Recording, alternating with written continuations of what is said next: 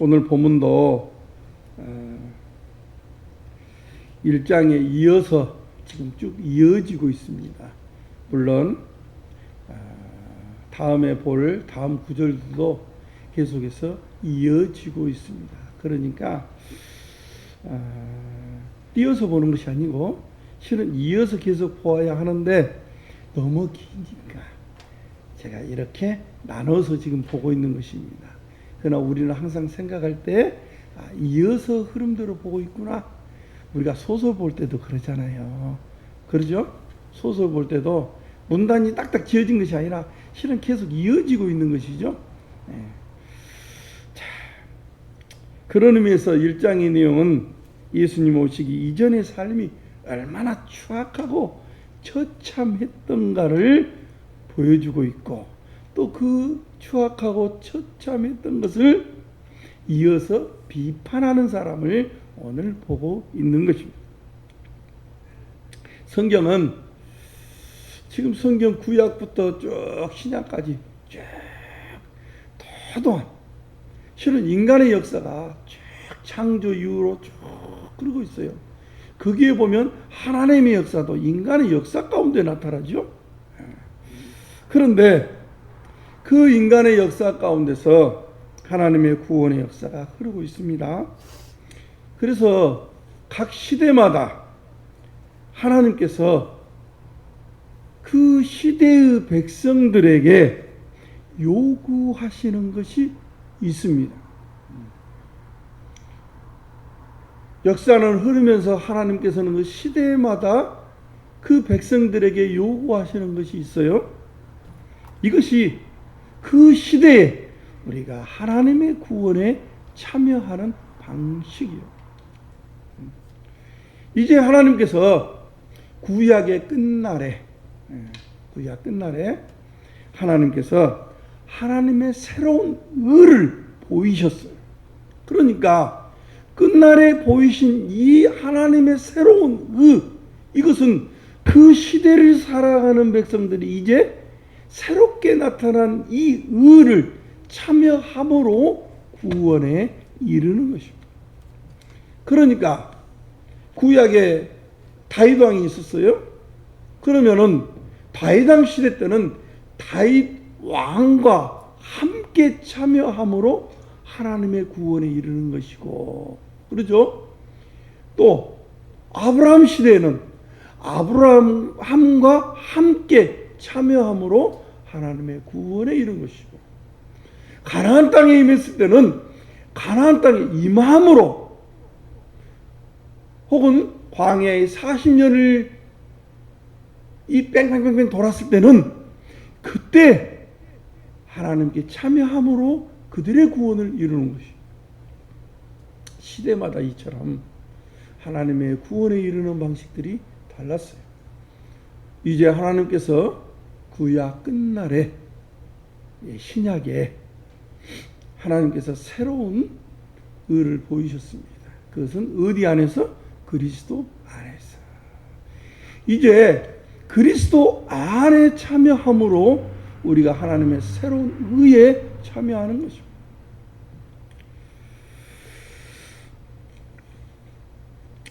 이 새로운 의의 시선에서 이제는 새로 나타난 하나님의 새로운 의의 시선, 이 시선에서 과거를 보는 것입니다.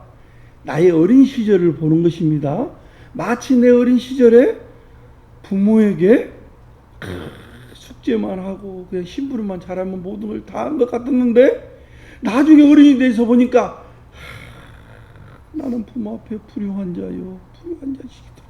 바로 그런 시선이요. 응? 그리고 돈 주러 갈 때는 다 그냥 띵깡 다 놓고, 여수에서 그냥 간첩선이 왔는데 보러 간다고, 엄마 나 돈 1,000원만 줘 해놓고 난 놀러 가버려요. 시간 돼서 돈 주러 할 때까지 엄마는 이제 돈 마련해야죠. 그랬어요. 그렇게 살았잖아요, 우리 어린 시절을. 이제는 내가 어른이 돼서 성숙해서 보니까 예수 그리스도께서 오셔서 그 시선에서 나의 옛 세계를 보니까 나는 불의한 자였구나. 그러니까 옛 시대, 내가 어린 시절에는 그 시대에는 내가 충성을 다하고 내가 숙제를 다하고 시험 때 공부만 좀 하면 내가 구원을 이뤘구나.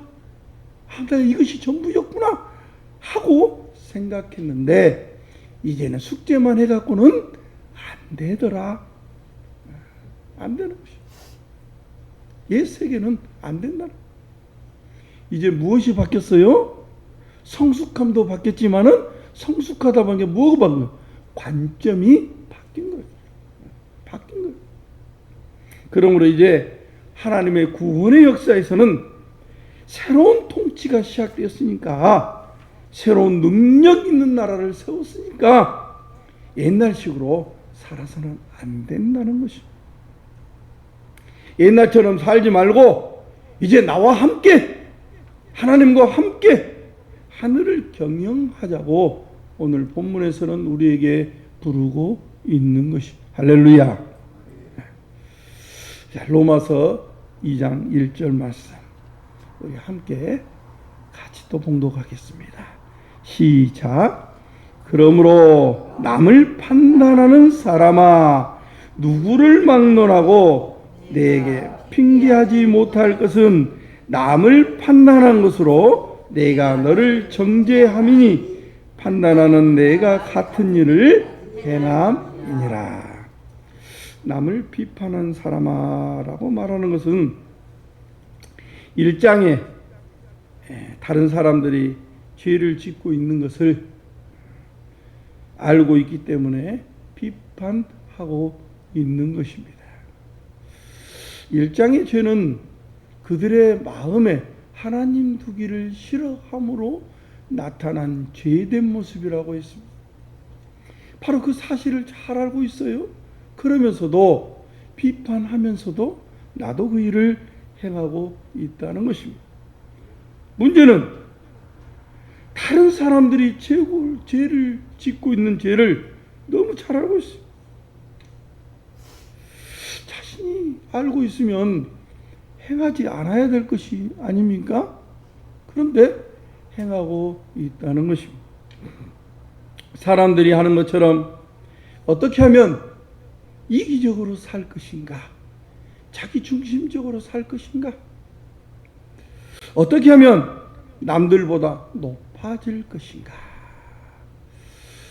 실은 배려하고 베풀면 남을 이렇게 그 사람의 마음에 인정하고 또 알아준다는 건 참 어려워요. 어려워요, 정말. 이것이 권력이 되었던 삶이 되었던 모든 것이 다 그렇습니다. 세상 삶은 다른 사람을 극단적으로 말하면 밟고 올라가는 것입니다. 왜냐하면 모든 사람 위에 군림하기 위해서 그런 것입니다. 이것이 세상의 모든 사람들이 추구하는 방식입니다. 이것을 에베소서 2장 2절로 3절에서는 한번 우리 같이 한번 봉독해 볼까요? 자, 앞에 화면 보이죠? 자, 시작. 그때 너희는 그 가운데서 행하여 이 세상 풍조를 따르고 공중 권세를 잡은 자를 따랐으니 곧 지금 불순종의 아들 가운데서 역사하시니라. 전에는 우리도 다 그 가운데서 우리 육체의 욕심을 따라 지내며 육체와 마음이 원하는 것을 하여 다른 이들과 같이 본질상 진노의 자녀였습니다. 이 세상 풍속을 따랐고 공중 권세잡을 따랐고 마음이 원하는 바를 따라서 본질상 진노의 자식이었다. 이렇게 에베소서 2장 2절 3절에서는 말씀하고 있습니다. 그러니까 내가 남을 판단한다고 해서 너는 착한 사람이 아니라는 것입니다. 기가 막히죠? 좀 억울하죠? 너도 높아지기 위한 수단에 불과하다는 것이, 결국은 내가 남을 판단하는 것은 내가 그보다 좀 더 위에다는 것이에요. 그러기에 너도 또한 핑계할 수 없다라고 본문은 말씀하고 있습니다. 로마서 2장 4절 말씀 우리 함께 보겠습니다. 자, 시작. 혹 내가 하나님의 인자하심이 너를 인도하여 회개하게 하심을 알지 못하여 그의 인자하심과 용남하심과 길이 참으심이 풍성함을 멸시하느냐. 이건 반대로 생각해 보면 내가 너를 부르고 있다 그 말. 왜 멸시하느냐? 내가 너를 부르고 있지 않느냐? 이제 드디어 하나님의 인자하심, 길이 참으심, 용서하심으로 하나님께서 죄인을 부르고 있는 것입니다. 이처럼 하나님을 부르고 있는데 돌아오지 않고 있음을 지금 책망하고 있는 말씀입니다. 여기서 하나님의 길이 참으심, 인내하심, 자비하심, 그의 부르심의 풍성하심은, 자비하신 하나님은 죄가 만연한 옛 시대에 계속해서 선지자를 보내셔서 참고 또 참고 인내하셨습니다. 이것을 앞번 주에 우리 이 목사님께서 악한 농부들의 어떤 비유가 있었죠. 포도원 지기로 있었던 그 주인이 먼 타국이었어요. 그리고 이제 열매가 맺힐 때 돼가지고 종들을 보냈죠. 그러니까 어쩌어요? 때리기도 하고 죽이기도 했죠. 마지막에는 아들을 보냈어요. 그러니까 와, 아들을 죽여보면 이 농장은 이제 우리가 가져본다. 그래 아들까지 죽여버렸어요. 이 말이에요, 이 말. 하나님은 참고 또 참고 인내하셨어요. 그리고 용납하시고 용서하셨어요. 드디어 자비하신 하나님의 아들을 보내 하나님의 새로운 의를 나타내시고 부르시고 계신 것입니다.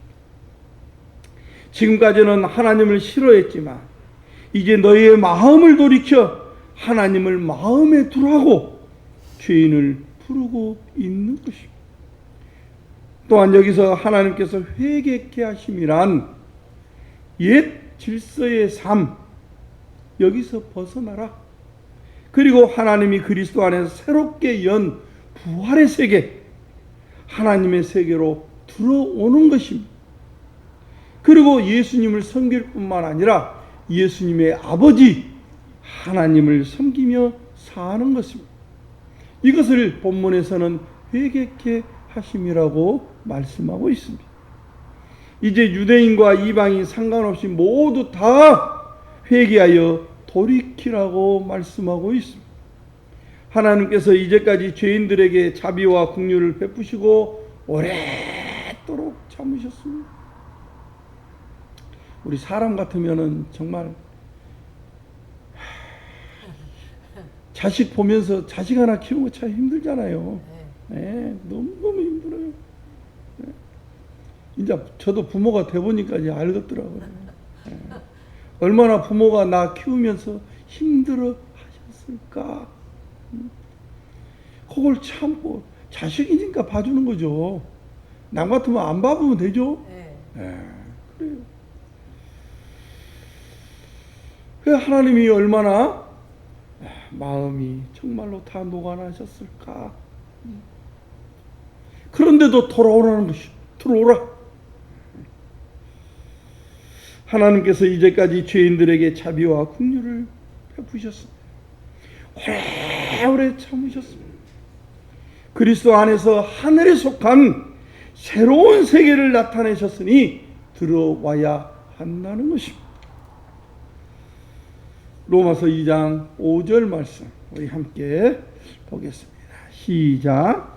다만 내 고집과 회개하지 아니한 마음을 따라 진노의 날 곧 하나님의 의로우신 심판이 나타나는 그날에 임할 진노를 내게 쌓는도다. 그런데도 불구하고 고집을 부리고 있는 것입니다. 하나님이 죄인을 위하여 길이길이 참으셨습니다. 때가 되어 드디어 하나님의 새로운 의의 나라, 부활의 나라, 생명의 나라, 영생의 나라, 아들이 오르신 그 풍성하신 보좌 우편으로 지금 부르고 있습니다. 내 생명을 주겠다. 들어와라. 그런데도 이 복음을 듣지 않고 특별히 유대인들이 우리는 아브라함의 후손입니다. 우리는 모세의 율법을 가졌습니다. 이렇게 말하면서 여전히 이전 것을 자랑하면서 이전 것에 만족하고 만일 들어오지 않는다면 장차 하나님의 보좌 우편에 취임하신 주님이 만민을 심판하실 때 심판의 대상이 될 것임을 강력하게 경고하고 있는 것입니다. 로마서 2장 6절 말씀입니다. 자, 시작. 6절이 없어요. 안 했어요? 네. 성경으로 제가 읽겠습니다. 하나님께서 각 사람에게 그 행한 대로 보응하시되. 아주 그냥 바쁘게 하다 보니까 저 딱 빼먹어버렸네요. 하나님께서 각 사람에게 그 행한 대로 보응하신다고 했습니다. 각 사람에게 그 행한 대로. 이스라엘 백성이 특별히 성소를 가지고 있는 것은, 다른 말로 성전을 가지고 있는 것은, 그들이 율법을 받은 백성으로 하나님이 그들과 함께 동거하며 친밀한 교제를 나누고 있다는 것을 보여주고 있는 것입니다. 다른 말로 말하면 성소, 성전은, 회막, 이것은 하나님의 궁전이라고 말할 수 있습니다. 왜? 하나님이 지금 어디에 사시고 계셔요? 그곳에 사시고 계신다고 성경은 말하고 있습니다. 그렇기 때문에 하나님이 사시는 집이에요, 집. 그리고 우리는 일명 하나님의 집이다, 그렇게 이야기하지 않습니다. 이방인들은 그런 하나님의 집인 성전이나 성소나 회막을 없습니다. 그런 하나님의 궁전은 없습니다. 그들도 여전히 양심이라는 것을 통해서 하나님의 통치 아래에 있습니다. 그러나 이제는 거기에 있어서는 안 된다는 것입니다. 하나님의 새로운 의가 나타났습니다. 그러므로 우리 모두가 행해야 할 것은 이전의 삶에서 회개하여 돌이켜서 예수님을 믿고 순종하여야 한다는 것입니다. 다른 말로 본문의 말대로 하면 하나님께서 나타내신 새로운 의로 들어와야 한다는 것입니다. 로마서 2장 7절 말씀. 시작. 참고 선을 행하여 영광과 존귀와 썩지 아니함을 구하는 자에게는 영생으로 하시고. 참고 선을 행하여.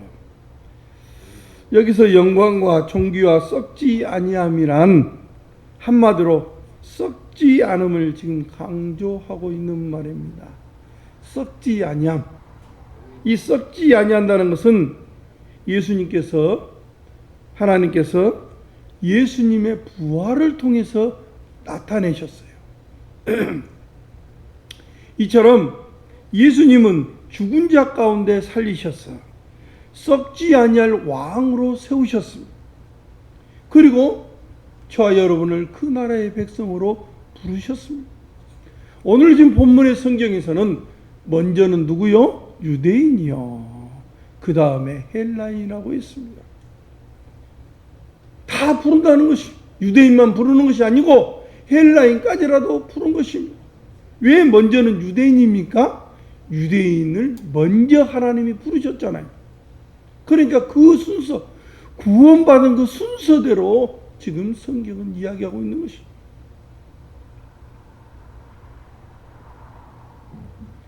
부활이란 썩지 아니한다는 말입니다. 지금 세상은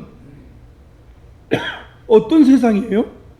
지금 죄가 있는 이 상태, 이 세상은 어떤 세상입니까? 썩어지는 세상. 그렇죠? 해 아래 새 것이 없어요. 핸드폰도 새 것, 오늘 사면은 상가 동시에 어째요? 헛것이 돼요. 헛것. 우리 사람도 태어난 것과 동시에요. 점점 늙어져요. 막 쌩쌩한 것 같죠? 그러니까 해 아래 있는 것은 영원한 것이 없어요. 다 썩어지고 없어지는 것이요. 그래서 부활이라는 이 말 속에는 썩지 않는다 이 말이요. 그러니까 지금 로마서에서는 천국이라는 표현이 아니라 썩어질 세상에서 썩지 아니할 세상으로 그렇게 이야기하고 있는 거예요. 그것의 근거가 뭐예요? 부활. 이렇게 이야기하고 있는 것입니다. 그런 의미에서 부활은 썩지 아니한다. 다른 말로 말하면 오늘 본문에 뭐라 했어요? 또 영생이다. 그렇죠.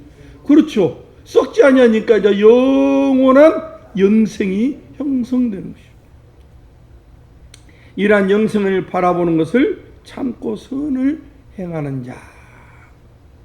그러니까 예수 그리스도 말미암아 나타난 하나님의 그렇죠? 이에 들어오는 자들이 영생을 바라보는 자입니다. 로마서 2장 8절 말씀입니다. 오직 당을 지어 진리를 따르지 아니하고 불의를 따르는 자에게는 진노와 분노로 하시리라 그랬습니다. 아무리 수가 많은 이스라엘 백성이라 할지라도 하나님을 따르지 않는다면 이들은 무리들 당파라에 불과한 것입니다. 하나님이 썩지 아니하고 쇠하지 아니하는 영광의 나라를 드러내셨습니다. 그리고 하나님은 오래 참으시고 모든 죄인들을 용납하는 부활의 나라로 지금 천하 만민을 부르고 있습니다.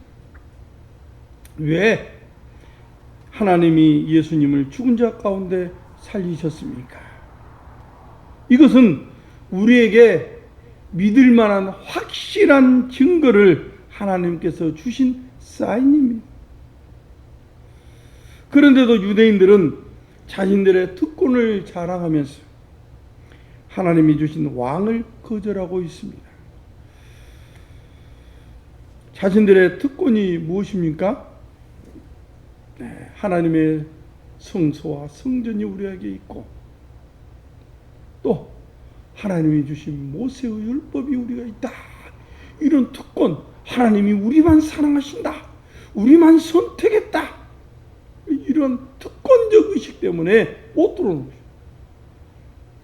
혹시나 예수님께 들어가면 자신이 가지고 있는 어떠한 것이 바꿔질까? 세상 사람도 마찬가지예요. 주로 보면 세상 사람들 무엇 때문에 이야기합니까? 헌금. 그렇죠. 안 들어온 사람이 맨 교회에다가 이야기하는 걸 보면은 헌금이에요. 못 놓는 거예요. 아직도. 자신의 욕심, 내 것. 이것 때문에 나의 구원을 이루지 못하는 것이에요. 안 줘도 된다니까요. 그래도 못 믿어요. 맨 신앙인들에게 교회에 이야기하는 부분이 그 부분이에요. 이단 신천지들도 이야기했던 것이 무엇입니까? 큰 교회들 가가지고 봐라, 봉투에 구멍 뚫려 있지 않느냐. 그 안에 돈 있는가 보려고 한 것이다. 다 돈이요, 돈. 세상의 삶이 그래, 삶이. 이 사탄의 유혹이에요, 유혹. 사탄이 그렇게 이야기를 한다니까요. 그런 유혹에 우리가 다 빠져 있습니다. 돈 있으면 내가 모든 걸 다 할 수 있다. 그러니까 돈이 뭐예요? 만능이요, 만능이 되어버렸어요.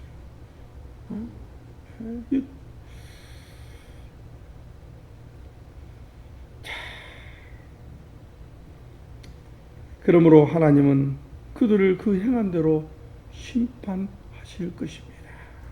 로마서 2장 9절로 11절 말씀입니다. 시작. 악을 행하는 각 사람의 영에는 환난과 곤고가 있으리니 먼저는 유대인이요 그리고 헬라인에게며 선을 행하는 각 사람에게는 영광과 존귀와 평강이 있으리니 먼저는 유대인에게요 그리고 헬라인에게라. 이는 하나님께서 유행으로 사람을 취하지 아니하심이라. 악을 행하는 각 사람의 영이란 조금 전에 말씀하신 것처럼 악을 행하는 모든 사람이라고 했습니다. 하나님을 마음에 두기를 싫어하는 모든 사람들을 그들을 고통 중에 괴로운 중에 버려 두신다는 것입니다.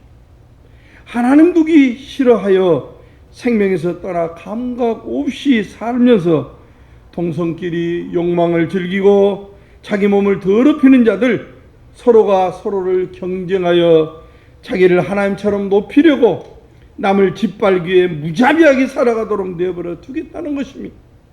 또한 범죄한 옛 세상에서 회개하여 하나님의 의로운 통치를 받아 예수님을 믿고 복종하는 사람은 구원하실 것입니다. 이러한 일에 유대인, 헬라인 구분 없이 모두 다 부르시고 계십니다. 유대인과 이방인은 하늘과 땅처럼 달랐던 것입니다. 장자와 차자가 다르고 또한 이스라엘 백성과 제사장이 달랐듯이 하늘과 땅처럼이 달라요.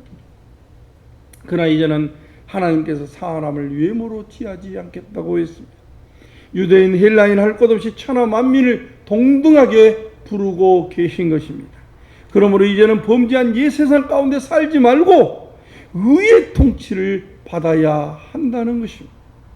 하나님께 썩지 않고 쇠하지 않는 영광의 나라, 하나님의 나라를 우리에게 선물하여 주셨습니다. 그러므로 그 나라를 지금 봉사하자고 초청하고 있는 것입니다. 응하는 자에게는 영생을 허락하여 주실 것입니다. 할렐루야. 로마서 2장 12절로 13절 말씀. 시작.